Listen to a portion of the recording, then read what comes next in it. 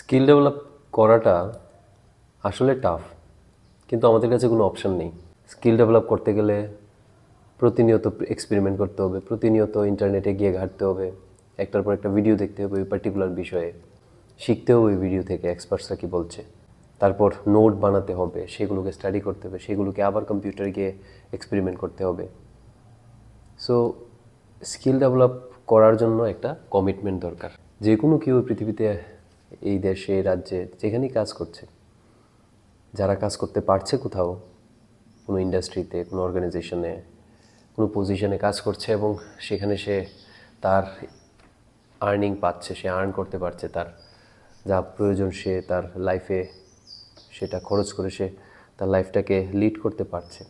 এটা তখনই সম্ভব যখন সেই ব্যক্তিটা কাজ করতে পারছে, এবং কাজ করতে পারাটা ডিপেন্ড করে তার হাতের স্কিলের উপর, তার